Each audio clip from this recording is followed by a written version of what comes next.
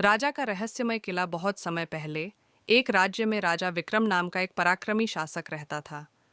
राजा बुद्धिमान, वीर और प्रजापालक था, लेकिन उसके जीवन का एक हिस्सा ऐसा था जिसे केवल कुछ ही लोग जानते थे। राज्य के उत्तर में एक घने जंगल के बीच एक विशाल किला था, जहां राजा हर अमावस्या की रात अकेले जाया करता था। किसी को नहीं पता था कि वहां क्या होता है। एक दिन राज दरबार के युवा सैनिक अर्जुन ने जिज्ञासा से पूछा, महाराज, क्या हम जान सकते हैं कि आप वहां क्यों जाते हैं?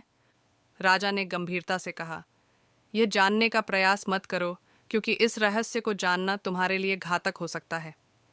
लेकिन अर्जुन की जिज्ञासा बढ़ती गई। उसने सोचा, राजा से कुछ छिपा हो, ऐसा संभव नहीं। मुझे सच्चाई का पता लगाना होगा। अगली अमावस्या की रात जब राजा किले की ओर गया, अर्जुन चुपचाप उसके पीछे पीछे जंगल में चला गया। किला बेहद डरावना और सुनसान था। अर्जुन ने देखा कि राजा एक पुराने दरवाजे के पास रुका और एक मंत्र पढ़ा। दरवाज़ा अपने आप खुल गया और राजा अंदर चला गया। अर्जुन ने हिम्मत जुटाई और छिपते छिपते अंदर पहुंचा। अंदर का नज़ारा चौंकाने वाला था। किले के भीतर एक अंधेरा कमरा था, जिसमें चारों तरफ खून से सनी तलवारें और टूटे हुए बर्तन पड़े थे। कमरे के बीचों बीच एक सिंहासन था, लेकिन उस पर राजा विक्रम नहीं, बल्कि एक और विक्रम बैठा था, जो हूबहू राजा जैसा दिखता था। अर्जुन की आंखें हैरान थीं। यह कैसे संभव है? उसने खुद से पूछा। तभी वह दूसरा विक्रम हंसा और कहा, मुझे पता था कि तुम आओगे। अर्जुन कांपते हुए बोला, आप कौन हैं?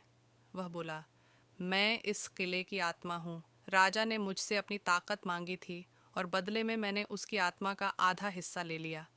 हर अमावस्या की रात मैं उसका असली रूप हूँ। अब तुम यहाँ आ गए हो तो तुम भी इस रहस्य का हिस्सा बनोगे। अर्जुन समझ गया कि राजा ने अपनी शक्ति के लिए इस आत्मा से समझौता किया था। वह तुरंत वहाँ से भागने की कोशिश करने लगा, लेकिन आत्मा ने कहा, यह किला जिसे पकड़ ले उसे कभी नहीं छोड़ता। क्या अर्जुन बच पाया?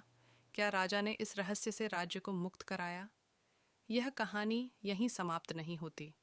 किले का रहस्य अभी भी अंधेरे में छिपा हुआ है। शायद अगली अमावस्या की रात कोई और उस रहस्य से पर्दा उठाने की कोशिश करेगा। समाप्त।